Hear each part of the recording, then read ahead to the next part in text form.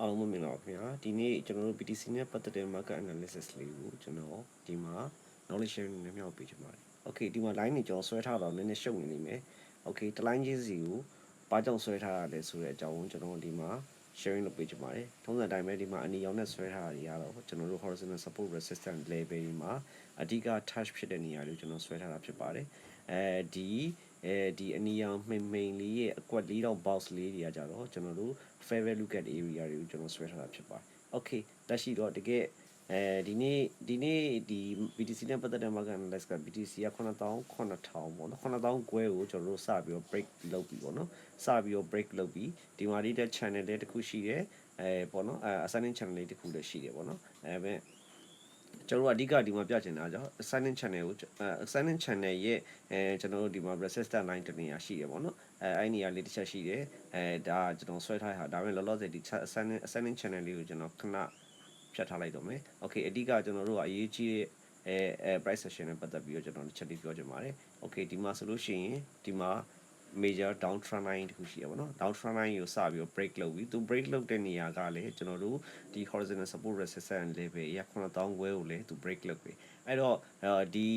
price session နဲ့ပတ်သက်ပြီးတော့ဒီ trend line major trend line နဲ့ကျွန်တော် horizontal support resistance အဓိက level တခုဖြစ်တဲ့9000ခွဲကိုဒီမှာသူစပြီးတော့ break လုပ်သွားခဲ့တယ်ပေါ့နော်ဒါကကျွန်တော် trend changing ဖြစ်နိုင်သလားပေါ့နော် trend changing ဖြစ်နိုင်သလားဆိုတော့ပြောလို့တော့မရသေးဘူးဘာကြောင့်ပြောလို့မရသေးဘူးလဲဆိုတော့လောလောဆယ်တော့ကျွန်တော် aware တော့အားတန်တယ်ဗျာဒါပေမဲ့ဒီလိုမျိုးအနေအထားမျိုးမှာပိတ်သွားခဲ့ရင်ပေါ့နော် body နဲ့ဒီလိုမျိုးအနေအထားမျိုးမှာ9000ခွဲကိုပိတ်သွားခဲ့သည်ရှိတော့ဒီနေရာကို retest ပြန်အလာမှာကျွန်တော်ပဲနေရာလဲဆိုတော့ဒီနေရာပေါ့နော်9000ခွဲကို retest sorry ဒီ9000ခွဲကိုကျွန်တော်တို့ retest ပြန်အလာမှာကျွန်တော်တို့ကဝယ်ဖို့ရန်candle confirmation စောက်ပေါ့နော်ဘာကြောင့်ကျွန်တော်က trend changing ဖြစ်သွားနိုင်ခြင်းမရှိသေးဘူးလေလို့ပြောချင်တာက trend change တာလည်းဖြစ်ကောင်းဖြစ်တယ်ပေါ့နော်ဒါပေမဲ့ကျွန်တော်သတိထားစောင့်ကြည့်ရမယ့်တစ်ချက်ကဘာလဲဆိုတော့ကျွန်တော်တို့ဒီမှာဆွဲထားတဲ့ line လေးရှိတယ်ဒါလေးကဘာလဲဆိုတော့ကျွန်တော်တို့pattern အနေနဲ့ဆိုလို့ရှိရင်ကျွန်တော်တို့hand and shoulder pattern လေးတစ်ခုဖြစ်နေတာပေါ့နော် pattern လေးပုံ pattern G တစ်ခုဖြစ်နေတာပေါ့နော်ဒီမှာleft shoulder ရှိရဲဒီမှာ head ရှိရဲဒီမှာ right shoulder ရှိရဲဒီမှာ neckline ရှိတယ်ပေါ့နော်သူရဲ့ neckline ကိုရှိတယ်ပေါ့နော်အဲ့ neckline ကိုကျွန်တော်တို့ဥပမာဆိုပါစို့ကျွန်တော်တို့ဒီမှာအဲ့ pattern ကြီးရတယ်အလုံးလုံးမလို့ဆိုတာလည်းရှိသေးတာပေါ့နော်ဒါပေမဲ့ကျွန်တော်ဒီ major trend line ရှိတယ်ဒီ major trend line ရဲ့9000ခွဲအပေါ်မှာနောက်တစ်ခုက9000ခွဲအပေါ်ပေါ့နော်ဒီနောက်တစ်ခုကကျတော့ဒီ horizontal support resistance လေးရဒီ level က9000ခွဲအပေါ်မှာကျွန်တော်တို့ဝယ်ဖို့ရန်ကျွန်တော်တို့ candle confirmation ရရင်ကျွန်တော်တို့ကဘယ်လောက်အထိပဲဝယ်သင့်လဲဆိုတော့ကျွန်တော်တို့ကဒီ zone ပေါ့နော်ဒီမှာရှိနေတဲ့ fair value gap area zone အထိကိုကျွန်တော်တို့ကဝယ်ဖို့ရန်TP ပေါ့နော် TP အနေနဲ့ကျွန်တော်တို့ target ထားတယ်။ဘာကြောင့်လို့ဆိုတော့ဒီ neckline ရလဲ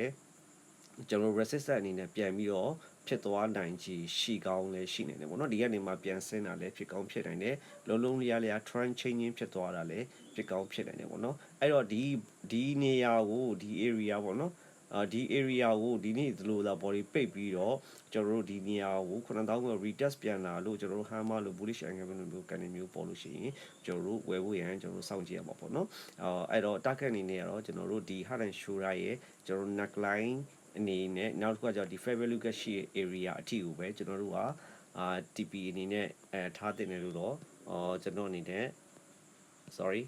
ကျွန်တော်အနေနဲ့အကြံပေးချင်ပါတယ်ဒါကတော့ကျွန်တော်တို့ BTC နဲ့ပတ်သက်တဲ့ market analysis ပေါ်မှာကျွန်တော်ရဲ့ deposit အမြင်လေးကိုကျွန်တော်ပြောပြပေးတာဖြစ်ပါတယ်နောက်တစ်ခုကကျတော့ BTC က leading indicator ဖြစ်တဲ့အတွက်ကြောင့်ဒီ BTC ကဒီ zone အထိသွားနိုင်ခြေရှိတယ်ဆိုလို့ရှိရင်လည်းကျွန်တော်တခြား pair တွေပါလဲကျွန်တော် crypto pair တွေမှာလည်းကျွန်တော်တို့က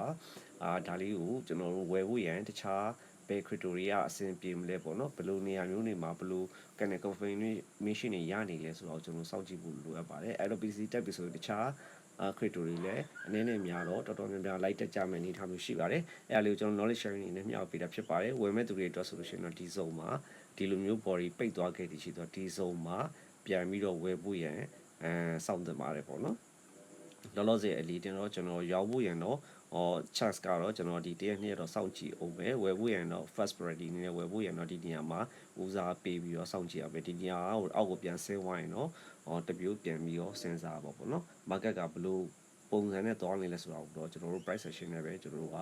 အလုပ်လုပ်အောင်ဖြစ်ပါတယ် okay အားလုံးကျေးဇူးတင်ပါတယ်